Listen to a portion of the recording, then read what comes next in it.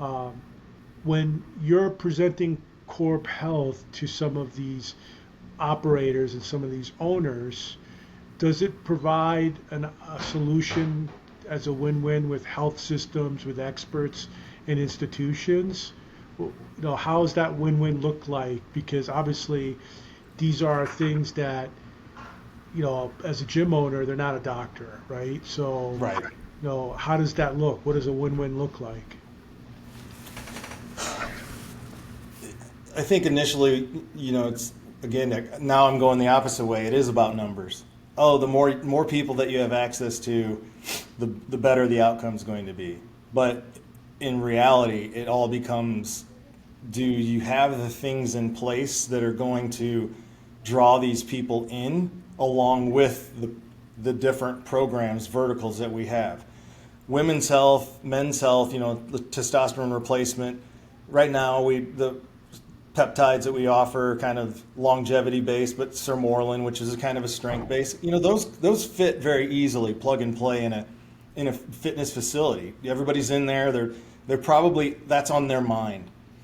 The GLP-1 is it takes somebody thinking a little bit out of the box, and the conversation is different. The marketing's different. It is this, if I offer this, what am I doing except for just kind of showing that we sell these things? Is there a place for that person to come into this space? Are we providing them not only part of the solution? And that's the thing as well, is the medication alone is not, it's going to do part of its job, but it's not going to do the other things that really matter. It's the medication, it's changing your diet, and it's moving. If you have a strong meal plan or nutritional program in your facility, what an amazing way to enhance it with people that are looking for help. How do I move? How do I exercise?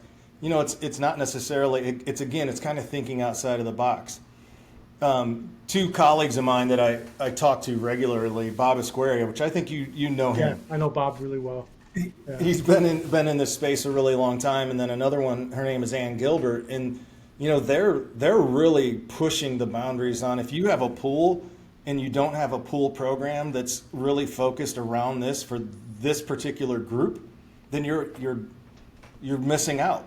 And based on what they both tell me, because they manage clubs with pools and stuff, they're like, the pool is the biggest loss leader in the facility. Yeah. But now if I say, hey, I want you to come to this class. We offer these programs. If you're on a GLP-1 and you want to get it here, well, this is where we want you to go. We want you to get into these programs.